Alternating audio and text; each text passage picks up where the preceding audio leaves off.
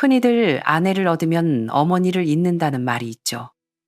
하지만 막상 현실에서 고부 갈등이 터졌을 때 아들은 과연 누구의 손을 들어줄까요?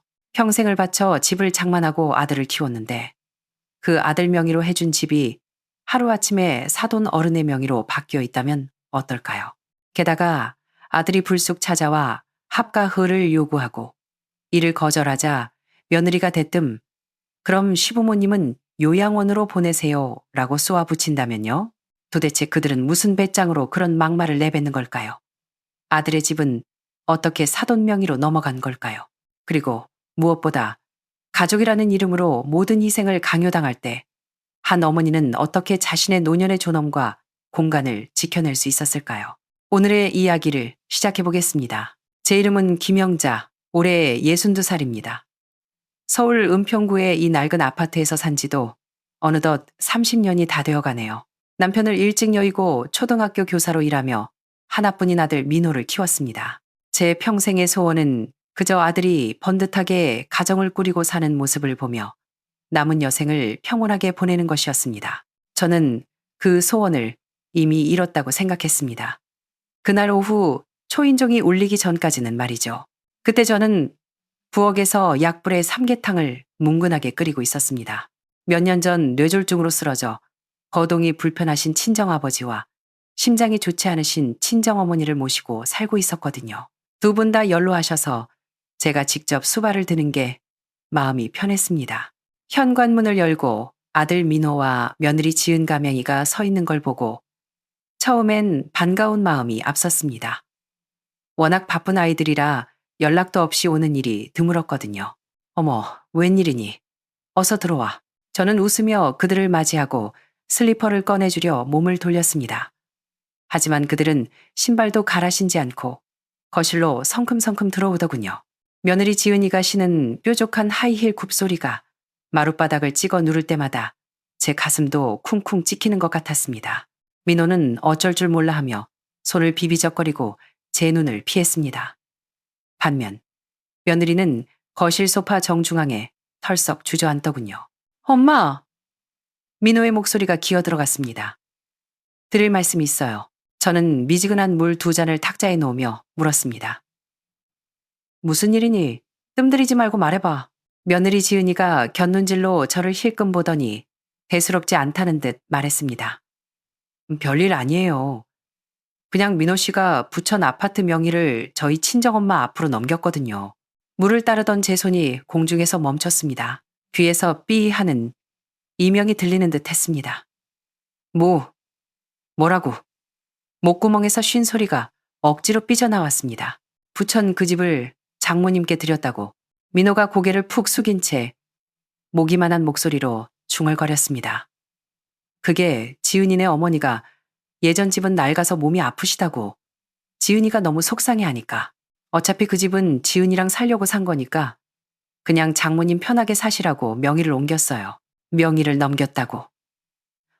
누군가 심장을 쥐어짜는 듯한 통증이 느껴졌습니다. 정말로 아팠습니다. 그럼 너희는 어디서 살려고? 제 목소리가 파르르 떨렸습니다. 지은이는 너무나 당연하다는 듯 웃으며 말했습니다. 그래서 어머니한테 왔잖아요. 이 집 넓잖아요? 30평 되니까 방도 3개고 우리 같이 살면 충분하죠. 충분하다니요. 기가 막혀 숨이 턱 막히고 눈앞이 캄캄해져 벽을 짚어야 겨우 서 있을 수 있었습니다. 지은아. 이 집은 지금 나랑 너희 외할아버지, 외할머니가 살고 있잖니. 내 방 하나, 2분 방 하나, 그리고 남은 방 하나는 짐이랑 너희 외할머니 약상자들로 꽉 차 있어. 빈 방이 없단다. 친정부모님 이야기를 꺼내면 조금이라도 눈치를 볼 줄 알았습니다. 하지만 지은이는 제 말을 듣고 코웃음을 치더군요. 창밖의 겨울바람보다 더 차가운 비웃음이었습니다. 어머님, 간단하잖아요. 며느리는 다리를 꼬며 저를 빤히 쳐다보았습니다. 2분 요양원으로 보내시면 되잖아요. 거동도 못하고 누워만 계시는 분들이 방 하나 차지하는 거 낭비 아니에요? 요양병원에 모시는 게 훨씬 낫죠. 그 말은 마치 날카로운 송곳처럼 제 가슴을 후벼 팠습니다. 저는 멍하니 서서 눈앞에 아들과 며느리를 바라보았습니다. 너무나 낯설었습니다. 무서울 정도로 낯선 사람들이었습니다. 머릿속이 하얗게 변하고 귓가에는 요양원으로 보내라는 며느리의 말만 맴돌았습니다. 그 뒤로 그들이 무슨 말을 더 했는지, 어떻게 돌아갔는지 기억조차 나지 않습니다. 정신을 차려보니 거실엔 저 혼자뿐이었고 탁자 위엔 식어버린 물 2잔만 덩그러니 놓여 있었습니다. 창밖이 어둑어둑해질 때까지 저는 차가운 소파에 꼼짝 않고 앉아 있었습니다. 10여 년 전의 기억이 떠올랐습니다. 민호가 대학을 졸업하고 첫 여자친구를 사귀었다며 좋아하던 그 시절. 저는 아들을 위해 집 한 채는 해줘야겠다고 다짐했었죠. 초등학교 교사 월급에 남편이 남긴 돈도 많지 않았습니다. 그 부천 아파트를 사기 위해 저는 낮에는 학교에서 아이들을 가르치고 밤에는 부업으로 캣바느질을 했습니다.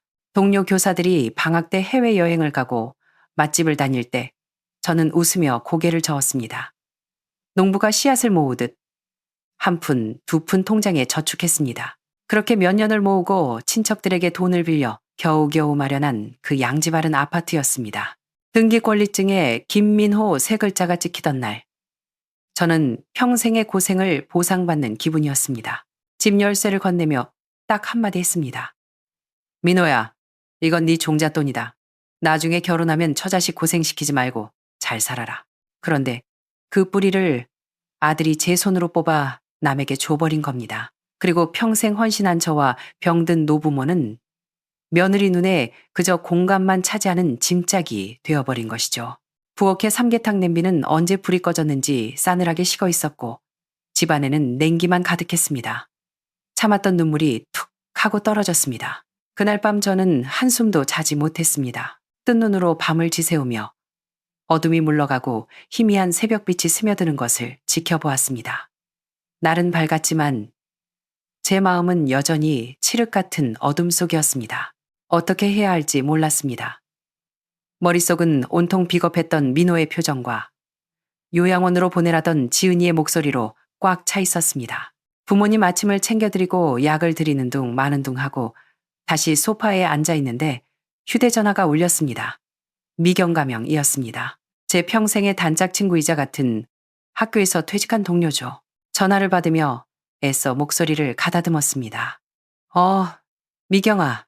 전화기 너머로 잠시 침묵이 흐르더니 미경이의 따뜻한 목소리가 들려왔습니다. 영자야, 목소리가 왜 그래?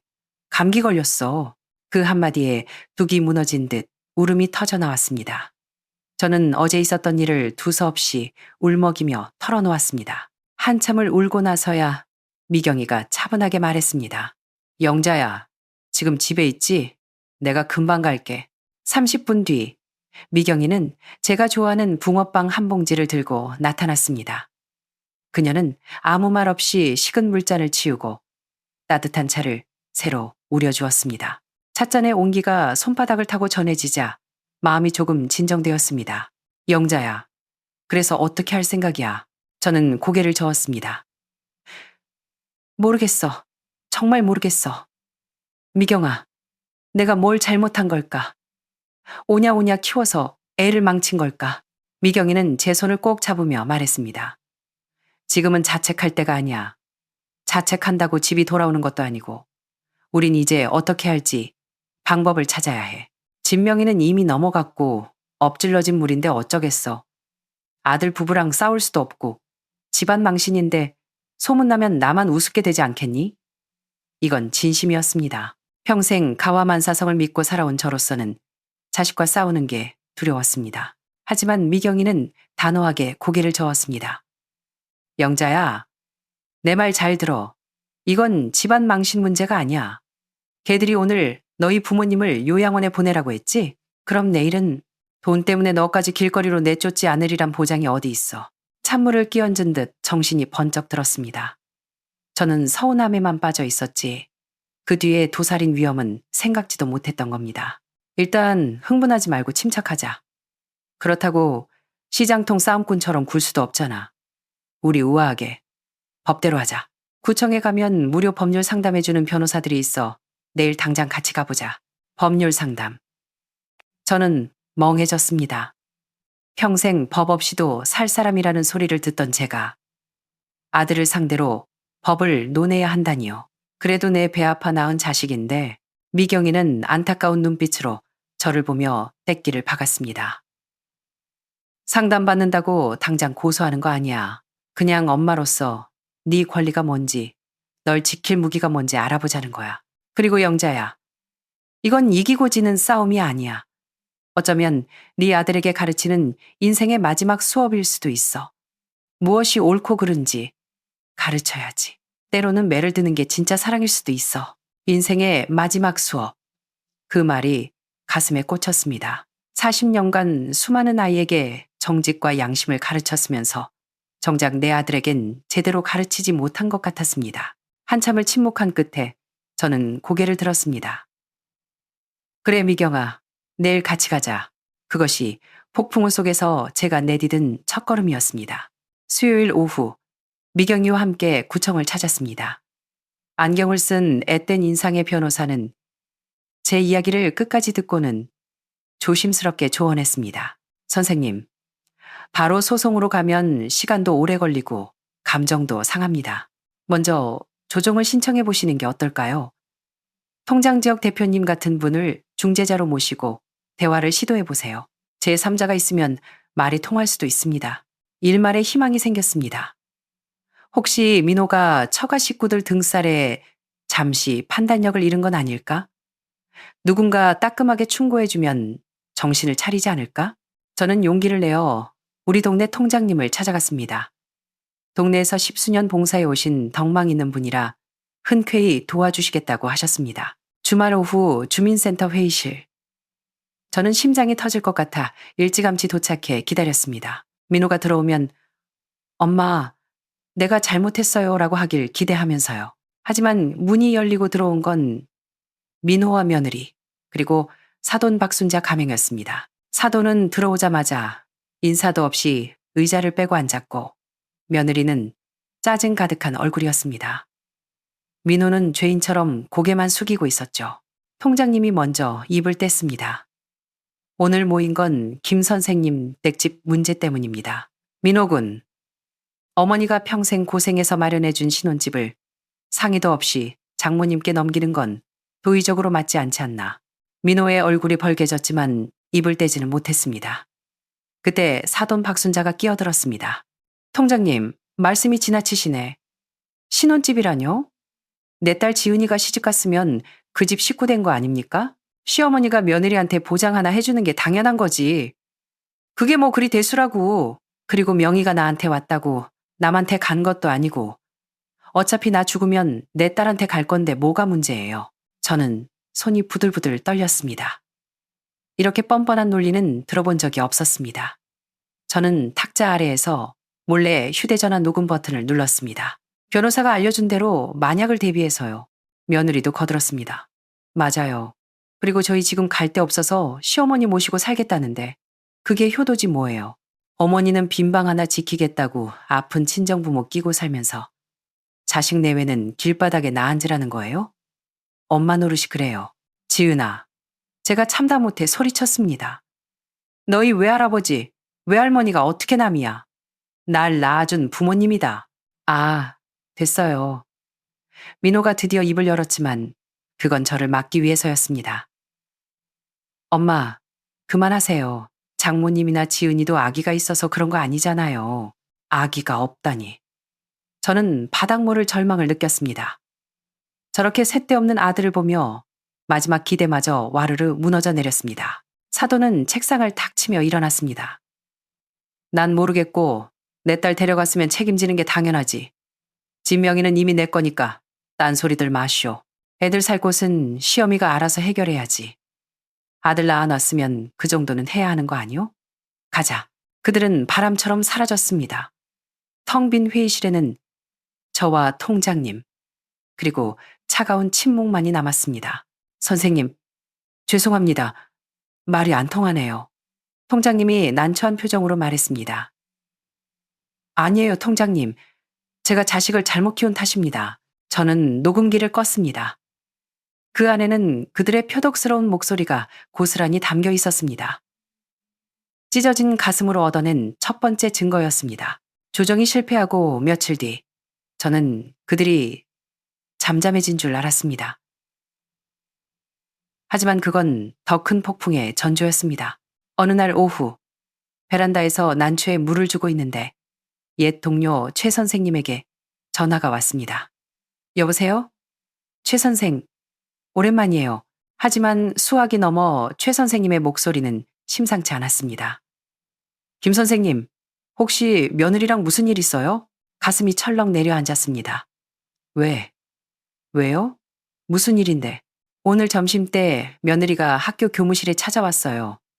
그러고는 선생님들이 다 보는 앞에서 대성통곡을 하면서 선생님이 노망이 나서 며느리를 의심하고 돈 욕심 때문에 자식들을 길거리로 내쫓았다고 아주 난리를 피우고 갔어요. 머리를 둔기로 맞은 것 같았습니다. 노망, 돈 욕심, 자식을 내쫓다. 그 학교는 제가 20대부터 청춘을 바쳐 평생을 근무한 곳입니다. 명예를 목숨보다 소중히 여기며 살아왔는데 며느리가 그 신성한 곳을 찾아가 저를 모함한 것입니다. 이건 집을 뺏긴 것보다 100배, 1000배 더 고통스러웠습니다. 전화를 끊고 나니 온몸이 사시나무 떨듯 떨렸습니다. 뼛속까지 시려오는 한기. 그때 제 마음속에 남아있던 아들에 대한 마지막 연민의 불씨가 완전히 꺼져버렸습니다. 저는 옷장을 열었습니다. 몇 년 전 근속 30주년 표창을 받을 때 입으려고 샀던 가장 점잖은 정장을 꺼냈습니다. 거울 속에 비친 백발의 여자는 늙고 초라했지만 눈빛만은 폭풍 전야처럼 고요했습니다. 미경이에게 전화를 걸었습니다. 미경아, 내일 시간 되니 학교에 가야겠어. 가서 진실이 뭔지 다 밝혀야겠어. 다음 날 아침 저는 단정한 차림으로 미경이와 함께 학교로 향했습니다. 교장 선생님은 제 제자였고 옛 동료들도 몇 분 모셔달라고 부탁해 두었습니다. 회의실에 들어서자 걱정과 호기심이 섞인 눈빛들이 저를 맞이했습니다. 저는 정중하게 고개를 숙였습니다. 교장 선생님, 그리고 동료 선생님들, 불미스러운 일로 심려를 끼쳐드려 죄송합니다. 저는 침착하게 가져온 서류 봉투를 열었습니다. 며느리가 와서 한 말들 때문에 오해가 있으실 것 같아 사실을 바로잡고자 왔습니다. 첫 번째로 등기부 등본 변동 내역서를 꺼냈습니다. 아들이 제 동의 없이 사돈에게 집을 증여한 기록이었습니다. 그리고 휴대전화를 꺼내 녹음 파일을 재생했습니다. 시어머니가 집 주는 게 당연한 거 아니야? 안 주면 요양원으로 보내버려. 사돈과 며느리의 날카로운 목소리가 회의실에 쩌렁쩌렁 울렸습니다. 사람들의 표정이 경악으로 바뀌었습니다. 특히 여선생님들은 입을 다물지 못했죠. 녹음이 끝나자 저는 조용히 말했습니다. 저는 부족한 엄마였을지 모르지만 제자들에게 부끄러운 짓을 하며 살진 않았습니다. 제 명예를 지키기 위해 이 자리에 섰습니다. 교장 선생님이 눈시울을 붉히며 제 손을 잡았습니다. 선생님, 저희가 죄송합니다. 선생님이 어떤 분인지 저희가 다 아는데 학교를 나오는 길 등 뒤를 짓누르던 바위가 사라진 것 같았습니다. 하지만 그들의 악행은 여기서 끝이 아니었습니다. 일주일 뒤 며느리에게서 전화가 왔습니다. 어머님, 진짜 너무하시네. 학교 가서 망신 주니까 속이 시원하세요. 적반하장도 유분수지.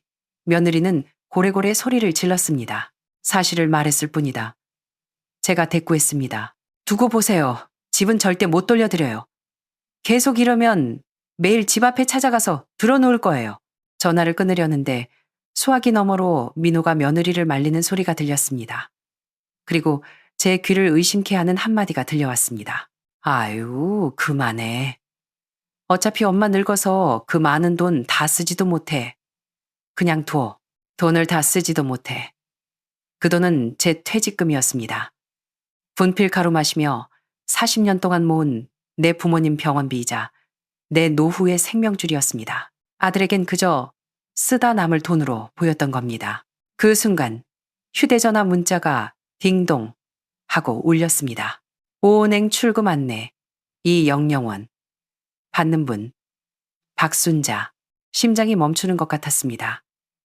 200만 원. 다음 달 어머니 심장 정밀 검사를 하려고 넣어둔 돈이었습니다. 제 통장 비밀번호를 아는 사람은 저 말고 딱 한 명, 민호였습니다. 몇 년 전 인터넷 뱅킹을 가르쳐 준다며 효자 노릇을 하던 그때 알아낸 것이었죠. 아들이 도둑질을 했습니다. 내 노후 자금을 훔쳐서 장모에게 보낸 겁니다. 저는 떨리는 손으로 전화기를 다시 귀에 댔습니다. 지은아, 제 목소리는 섬뜩할 정도로 차분했습니다. 민호한테 전해라. 오늘부터 난 아들 없는 셈 치겠다고. 전화를 끊고 바닥에 주저앉아 한참을 울었습니다. 그리고 다시 일어섰습니다. 미경아, 나 소송할 거야. 그 길로 저는 다시 법률구조공단을 찾았습니다. 이번엔 민사소송뿐만 아니라 형사고소까지 검토해야 하는 상황이었습니다. 은행 거래 내역, 녹음 파일, 증여 계약서, 준비할 게 산더미였지만 저는 멈추지 않았습니다. 소장소점을 쓰는 밤. 피고란에 김민호 세 글자를 적어 넣었는데 손이 떨려 글씨가 삐뚤어졌습니다. 아기 때 베네 저고리를 입고 웃던 민호의 사진을 꺼내보며 가슴을 쳤습니다. 내가 널 어떻게 키웠는데. 하지만 저는 사진첩을 닫고 자물쇠를 채워 서랍 깊숙이 넣었습니다. 이제 추억은 힘이 없었습니다. 몇 달 뒤 법정. 원고석에 앉은 제 맞은편에 아들 내외와 사돈이 앉아 있었습니다. 사돈과 며느리는 여전히 기세등등했지만 민호는 저를 쳐다보지도 못했습니다. 상대방 변호사는 저를 노망난 노인, 피해망상으로 몰아붙였습니다. 하지만 제 국선 변호사는 차분하게 증거를 제시했습니다. 피고는 원고가 평생 모은 돈으로 산 아파트를 원고 동의 없이 장모에게 증여했습니다. 또한 부모 부양의 의무를 저버리고 오히려 원고의 부모를 요양원으로 보내라 강요했습니다. 결정적으로 원고의 계좌에서 무단으로 돈을 인출해 장모에게 송금했습니다. 이는 명백한 망언 행위, 은혜를 저버린 행위로 민법상 증여해제 사유에 해당합니다. 녹음 파일이 법정에 울려 퍼지자 판사님의 미간이 찌푸려졌습니다. 그리고 교장 선생님이 보내주신 탄원서가 낭독되었습니다. 김영자 선생님은 평생 정직하게 사신 분입니다. 판결이 나는 날, 저는 다시 법정에 섰습니다. 주문. 피고 김민호와 피고 박순자 사이의 부동산 증여 계약을 취소한다. 피고 김민호는 원고의 계좌에서 인출한 200만 원을 반환하라. 승소였습니다. 완벽한 승리였지만 기쁘지 않았습니다. 그저 긴 한숨만 나왔습니다. 재판이 끝나고 밖으로 나오는데 뒤에서 고성이 들렸습니다. 야, 김민호, 너 이 등신아, 집 하나 못 지키고 이게 뭐야? 며느리가 법원 복도가 떠나가라 소리를 지르고 있었습니다. 이혼해. 당장 이혼해. 너 같은 무능력한 놈이랑은 못 살아. 사돈도 거들었습니다. 내 딸 신세 망칠 일 있니? 위자료 내놔. 그들은 민호를 버려두고 내한이 가버렸습니다. 덩그러니 남겨진 민호는 처진 어깨로 바닥만 보고 있었습니다. 잠시 마음이 흔들렸지만 저는 고개를 돌렸습니다. 제가 대신 걸어줄 수 없는 길이었습니다. 반년이 지난 지금 저는 평온을 되찾았습니다. 되찾은 부천 아파트는 팔았습니다. 그 돈으로 부모님의 병원비와 요양비를 충당할 수 있는 신탁을 만들었죠. 남은 돈으로는 미경이와 유럽 여행을 다녀왔습니다. 스위스의 만년설을 보고 파리의 생강변을 거닐며 깨달았습니다. 여자의 인생이 누군가의 엄마 아내로만 끝날 필요는 없다는 것을요. 민호는 이혼 후 지방으로 내려가 일용직을 전전한다고 들었습니다. 마음이 아프지 않다면 거짓말이겠지만 그 또한 그 아이가 감당해야 할 몫이겠지요. 여러분은 어떻게 생각하시나요? 제가 너무 매정했나요? 아니면 더 일찍 저 자신을 지켰어야 했을까요?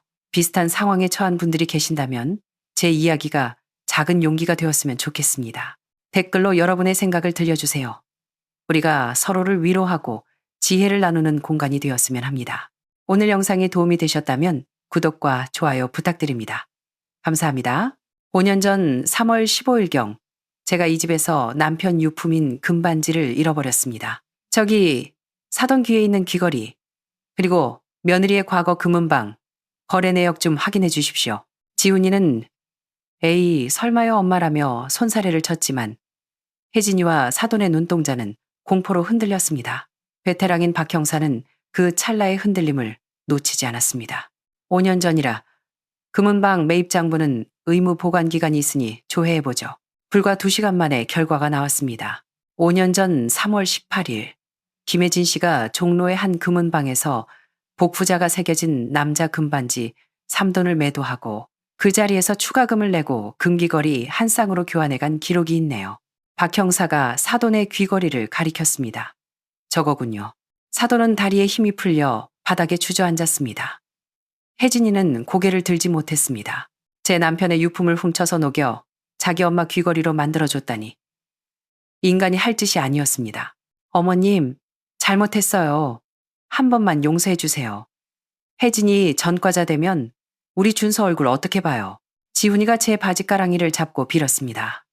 사돈도 돈으로 다 갚겠다며 울며 불며 매달렸습니다. 돈? 그게 돈으로 해결될 문제냐? 내 남편 분신 같은 반지였다. 그걸 녹여서 귀에 걸고 다니면서 찔리지도 않았더냐. 저는 차갑게 그들을 내려다보았습니다. 법대로 다 쳐넣어버리고 싶었지만 어린 손자가 눈에 밟혔습니다. 합의를 원한다면 내 조건 3가지를 들어라. 그들은 고개를 번쩍 들었습니다. 첫째, 반지는 못 찾으니 그 가치의 10배를 배상해라. 사돈 네 노후 자금으로 당장 입금해. 둘째는요. 혜진이가 물었습니다.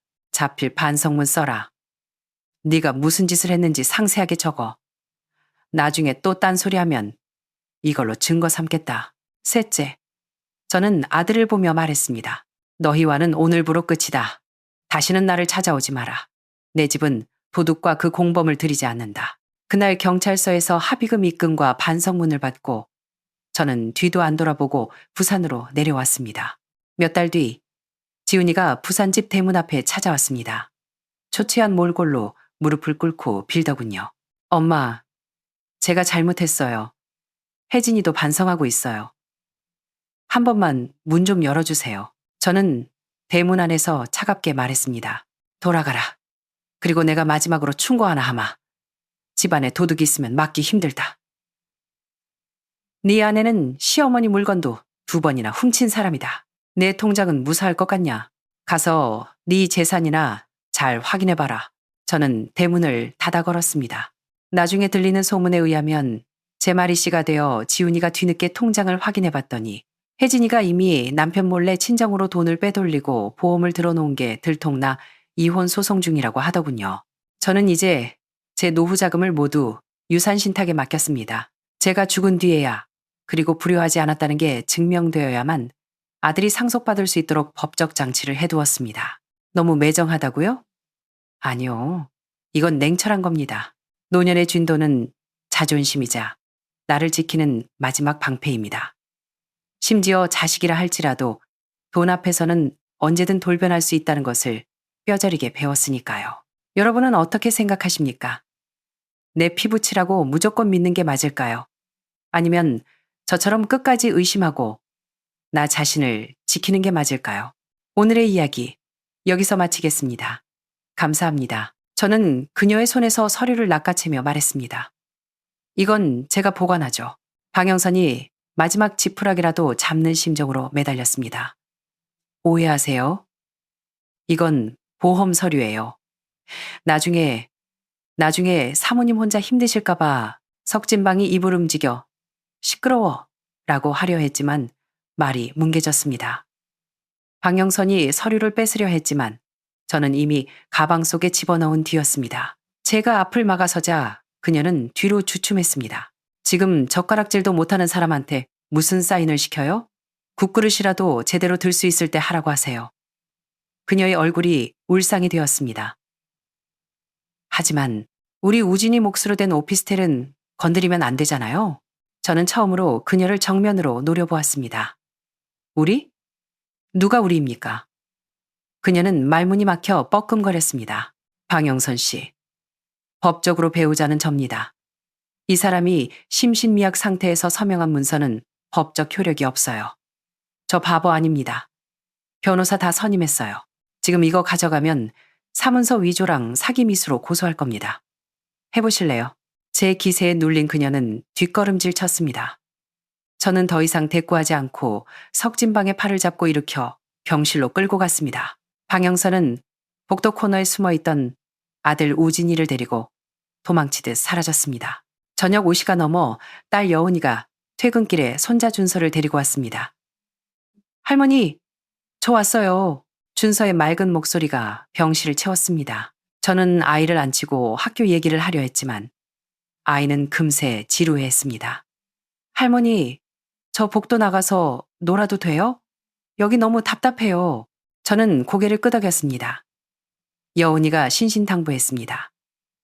준서야, 멀리 가면 안 돼. 딴 층 가지 말고. 아이는 고개를 끄덕이고 나갔습니다. 금방 돌아올 줄 알았는데 한참이 지나도 오지 않았습니다. 병실 밖 복도가 어둑해졌습니다. 불안해진 우리는 복도로 나갔습니다. 준서야. 대답이 없었습니다. 여운이가 휴대폰 위치 추적을 켰습니다. 아직 2층에 있어. 저쪽 자판기 근처야. 우리는 간호사 스테이션을 돌아 자판기 쪽으로 갔습니다. 준서가 자판기 구석에 쪼그려 앉아 누군가 준 빵을 먹고 있었습니다. 입가에 빵 부스러기를 잔뜩 묻히고 있었죠. 여운이가 달려갔습니다. 너 엄마가 멀리 가지 말랬잖아. 준서가 해맑게 웃으며 말했습니다. 엄마, 나 아까 재밌는 거 찍었다. 우리는 아이를 데리고 병실로 돌아왔습니다. 돌아오는 길에 코너에서 방영선이 벽에 기대 문자를 보내는 걸 봤습니다. 우리를 보자 당황하며 황급히 자리를 떴습니다. 병실 앞 의자에 앉아 준서가 가방에서 장난감 카메라를 꺼냈습니다. 아이들용으로 나온 알록달록한 디지털 카메라였습니다. 할머니, 아까 그 아줌마가 얘기하는 거 찍혔어요. 저는 그냥 아이가 벽이나 천장을 찍었겠거니 하고 무심코 화면을 들여다봤습니다. 영상은 심하게 흔들렸습니다. 바닥, 쓰레기통, 자판기. 그러다 다음 영상이 재생되었습니다. 카메라가 목에 걸려 있었는지 앵글이 낮았습니다. 비상구 계단 앞 구석진 공간이 찍혔습니다. 화면에는 두 사람의 발이 보였습니다. 하나는 방영선의 베이지색 플랫슈즈, 하나는 방우진의 운동화. 먼저 방우진의 짜증 섞인 목소리가 들렸습니다. 낮았지만 선명했습니다. 엄마, 그 사람 의사가 오래 못 버틸 수도 있다며 제 심장이 덜컥 내려앉았습니다. 다음 순간 방영선의 목소리가 들렸습니다. 화장실에서 애원하던 그 목소리와는 딴판이었습니다. 차갑고 날카로웠습니다. 넌 얼마나 버티냐가 중요한 게 아니야. 변호사한테 물어봤는데 나중에 유산 상속할 때 넌 친자식처럼 못 받을 수도 있대. 그러니까 절대 그 사람한테 들키면 안 돼. 카메라를 쥔 제 손이 허공에서 멈췄습니다. 숨 쉬는 것도 잊었습니다. 방우진의 목소리가 들렸습니다. 믿을 수 없다는 듯 떨렸습니다. 왜?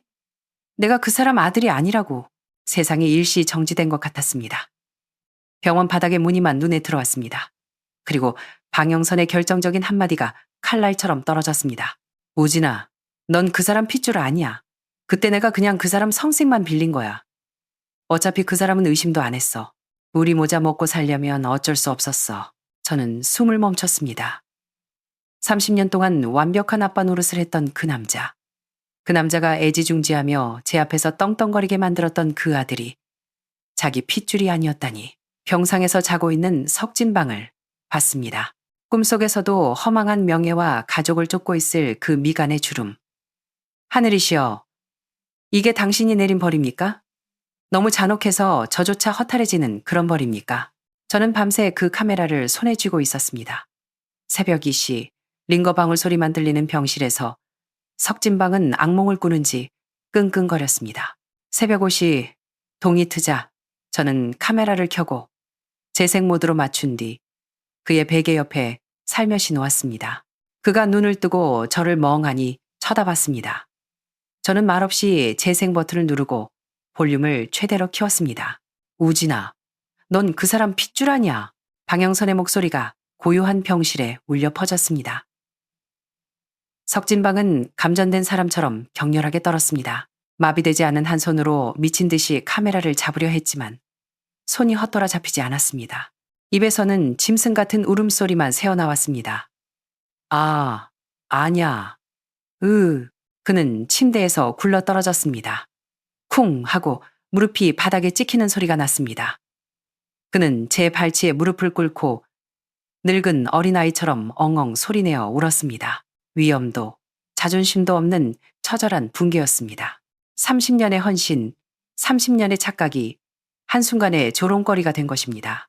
그가 고개를 들었습니다. 눈물과 콧물로 범벅이 된 얼굴로 찢어진 목구멍에서 힘겹게 단어를 뱉어냈습니다. 저, 정, 수가, 네, 가. 잘못했다. 제 슬리퍼 위로 그의 눈물이 떨어져 둥근 얼룩을 만들었습니다.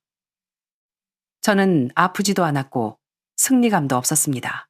다만 지난 세월 혼자 삼켰던 식은 밥과 눈물, 억울함들이 이 순간 책장을 넘기듯 넘어가는 기분이었습니다. 저는 허리를 숙여 그의 겨드랑이를 잡고 힘겹게 침대로 끌어올렸습니다.